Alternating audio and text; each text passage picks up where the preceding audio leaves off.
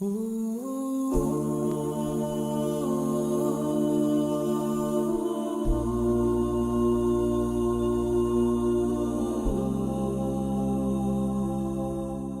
اللہ الرحمن الرحیم۔ ناظرین السلام علیکم، میں ہوں آپ کا میزبان ذیشان علی۔ ہماری اس خاص پیشکش میں آپ سب کا استقبال ہے۔ ناظرین، ماہ مبارک رمضان، ماہ صیام آپ سب کو بہت مبارک ہو۔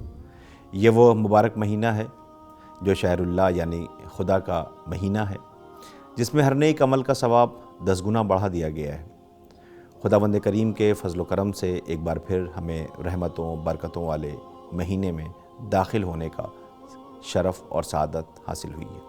آج کے اس پروگرام میں ہم بتائیں گے کہ ماہ صیام، ماہ مبارک رمضان تہذیب نفس کا مہینہ ہے۔ تہذیب نفس کہتے ہیں نفس سے مقابلہ کرنے کو، یعنی اپنی خواہشوں پر قابو پانا اور اسے شریعت اور عقل کے دائرے میں انجام دینا، اور اسی کو اسلام نے جہاد اکبر کہا ہے۔ لہذا نفس کی اصلاح کے لیے ماہ صیام، ماہ مبارک رمضان خدا کی طرف سے بہترین تحفہ ہے۔ ماہ صیام، ماہ مبارک رمضان نفس کی تربیت کا مہینہ ہے۔ یہ وہ مبارک مہینہ ہے جس میں پورا سال گزارنے کی تربیت دی جاتی ہے۔ رمضان رمز سے بنا ہے، اور رمز سخت تپش کے معنوں میں آیا ہے، اور معصومین علیہ السلام کی احادیث میں ملتا ہے کہ اسے یہ نام اس لیے دیا گیا ہے کہ یہ ایمان کی تپش سے گناہوں کو جلا دیتا ہے۔ اسی طرح عربی میں روزے کو صوم کہتے ہیں، اور صوم کے معنی ہے کسی چیز سے رکنا اور اسے چھوڑ دینا۔ لہٰذا روزے کا مقصد یہ ہے کہ انسان اپنے نفس پر حاکم ہو کر پاکیزگی کے اعلیٰ مقام تک پہنچ جائے۔ جیسا کہ سورہ بقرہ میں ارشاد رب العزت ہو رہا ہے کہ صاحبان ایمان، تمہارے اوپر روزے اسی طرح لکھ دیے گئے ہیں جس طرح تمہارے پہلے والوں پر لکھے گئے تھے، شاید تم اسی طرح متقی بن جاؤ۔ اللہ رب العزت اپنے بندوں سے محبت کرتا ہے، اس لیے وہ اپنے بندوں کا گناہوں میں مبتلا رہنا پسند نہیں کرتا۔ اس نے روزے فرض یعنی واجب قرار دیے تاکہ انسان گناہوں سے دوری اختیار کرے، اور اسی طرح آگے کی آیہ مبارکہ میں وہ اپنے بندوں کو روزے کے سلسلے میں پوری طرح باخبر کر رہا ہے اور آسانیاں بیان کر رہا ہے کہ پورے سال میں چند دن ہی روزے رکھنے ہیں جو ایک مہینے کا ہوتا ہے، اور اس میں بھی کوئی بیمار ہو جائے یا سفر کی حالت میں ہو تو اس پر روزہ نہیں ہے۔ وہ صحت کے بعد اور سفر ختم ہونے کے بعد جو بیماری اور سفر کے چھوٹے ہوئے روزے ہوں ان کو بعد میں رکھ کر گنتی پوری کر لے۔ اسی طرح اللہ رب العزت نے روزوں کو انسان کے حق میں بہتر بتایا ہے، اور روزوں کو اپنے حق میں بہتر جاننے والوں کو صاحبان علم و باخبر کہا ہے۔ جیسا کہ ارشاد رب العزت ہو رہا ہے کہ یہ روزے صرف چند دن کے ہیں، لیکن اس کے بعد بھی کوئی شخص مریض ہے یا سفر میں ہے تو اتنے ہی دن دوسرے زمانے میں رکھ لے گا۔ اور جو لوگ صرف شدت اور مشقت کی بنا پر روزے نہیں رکھ سکتے ہیں وہ ایک مسکین کو کھانا کھلا دیں، اور اگر اپنی طرف سے زیادہ نیکی کر دیں تو اور بہتر ہے، لیکن روزہ رکھنا بہرحال تمہارے حق میں بہتر ہے اگر تم صاحبان علم و خبر ہو۔ اور آگے ارشاد رب العزت ہو رہا ہے کہ ماہ رمضان وہ مہینہ ہے جس میں قرآن نازل کیا گیا ہے، جو لوگوں کے لیے ہدایت ہے، اور اس میں ہدایت اور حق اور باطل کے امتیاز کی واضح نشانیاں موجود ہیں۔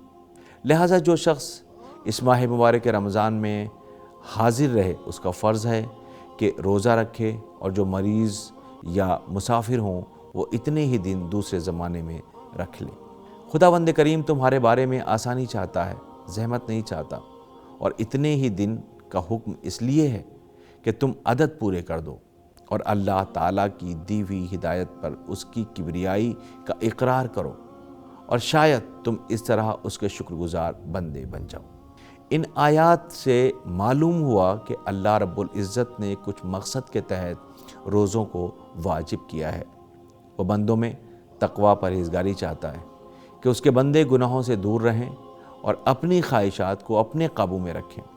وہ ایک مہینے کے روزے واجب کر کے انسان کو بتا دینا چاہتا ہے کہ خداوند کریم اپنے بندوں کی کیسی زندگی پسند کرتا ہے اور اصل اسلامی زندگی کیا ہے۔ اب اگر ہم ماہ صیام، ماہ مبارک رمضان کے 30 دنوں پر غور کریں تو یہ دن ہمیں سال بھر کے دنوں سے الگ نظر آتے ہیں۔ اس مہینے میں انسان کی عبادت میں اضافہ ہو جاتا ہے۔ روزے کی حالت میں انسان گناہوں سے بچتا بھی ہے اور ساتھ ہی یاد خدا میں بھی مشغول رہتا ہے۔ اسلام نے غصے کو حرام قرار دیا ہے، مگر سال بھر انسان خیال نہیں کرتا، مگر رمضان کے مہینے میں انسان غصے پر بھی قابو پا لیتا ہے، جھوٹ سے بھی بچتا ہے۔ اسی طرح بہت سے گناہ، چغلی، غیبت، لغو باتیں، لڑائی جھگڑا، تمام گناہوں سے بچنے کی کوشش کرتا ہے، اور اسلام نے جن باتوں کا حکم دیا ہے ان پر عمل پیرا ہونے کی کوشش کرتا ہے، جیسے واجبات کی پابندی، عبادت الہی، باجماعت نماز و عبادت، تلاوت قرآن مجید، لوگوں کو کھلانا پلانا جو کہ افطار کی شکل میں ہوتا ہے، سحر کے وقت بیدار ہونا۔ ایسے بہت سے کام ہیں جن کا ماہ صیام، ماہ مبارک رمضان میں انسان پابند ہو جاتا ہے۔ اسی لیے ماہ صیام کی بہت فضیلت ہے، اسے برکتوں والا مہینہ کہا گیا ہے، گناہوں کی مغفرت کا مہینہ کہا گیا ہے، اور اسے تمام مہینوں میں ایک خاص فضیلت حاصل ہے۔ اس مہینے میں ہر نیک عمل عبادت میں شمار ہوتا ہے۔ روایات و احادیث میں اسے قرآن کی بہار کہا گیا ہے، کیونکہ دوسرے دنوں کے مقابلے میں ماہ صیام میں قرآن مجید کی زیادہ تلاوت ہوتی ہے۔ پیغمبر اکرم صلی اللہ علیہ وآلہ وسلم فرماتے ہیں کہ بے شک اس مہینے میں جنت کے دروازے کھلے ہوئے ہیں، خدا سے دعا کرو کہ ان دروازوں کو تمہارے اوپر بند نہ کرے، اور اس مہینے میں دوزخ کے دروازے بند ہیں، خداوند کریم سے دعا کرو کہ ان دروازوں کو تمہارے لیے نہ کھولے، اور شیطانوں کو زنجیروں میں جکڑ دیا گیا ہے۔ پروردگار عالم سے دعا کرو کہ انہیں تم پر مسلط نہ کرے۔ لہٰذا یہ خیال رہے کہ ماہ رمضان میں سب سے افضل ہے گناہوں سے پرہیز کرنا۔ جیسا کہ پیغمبر اکرم صلی اللہ علیہ وآلہ وسلم سے پوچھا گیا کہ اس مہینے میں سب سے افضل عمل کیا ہے، تو آپ نے فرمایا اس مہینے میں بہترین عمل ان کاموں سے پرہیز کرنا ہے جنہیں خداوند کریم نے حرام قرار دیا ہے۔ اسی لیے حکم خدا ہے کہ جو اس مقدس مہینے میں حاضر ہو یا جو اس مہینے کو پالے تو اس پر واجب ہے کہ روزہ رکھے، وہ اس وقت کو غنیمت جانے اور اپنے رب کے حکم کو بجا لانے میں بالکل بھی دیر نہ کرے، کیونکہ موت و زندگی اس دنیا کا حصہ ہے، نہ جانے کب موت کا فرشتہ آ جائے اور ہمیں اپنے گناہوں کی تلافی اور واجبات کی ادائیگی کا موقع نہ مل پائے۔ لہٰذا اگر خداوند کریم نے ہمیں مغفرت کا ایک موقع دیا ہے تو اسے گنوائے نہیں، بلکہ احساس رہے کہ خدا نے ایک بہت بڑی نعمت عطا کی ہے، اور نعمتوں کی قدر نہ کرنے والا ہمیشہ نقصان اٹھاتا ہے۔ تو ناظرین، پروگرام کے آخر میں ہم یہ دعا کریں گے کہ پروردگار عالم ہم سب کو ماہ صیام، ماہ مبارک رمضان، اس برکت والے عظمت والے مہینے میں فیضیاب ہونے کی اور دوسروں کے لیے آسانیاں پیدا کرنے کی توفیق عنایت فرمائے، اور ہماری عبادتوں کو قبول فرما کر ہمارے تمام گناہان کبیرہ اور صغیرہ کو معاف فرمائے۔ اسی کے ساتھ ہمارے پروگرام کا وقت ختم ہوتا ہے۔ ہمیں دعاؤں میں یاد رکھیں، انشاءاللہ ہماری پھر ملاقات ہوگی، تب تک کے لیے خدا حافظ۔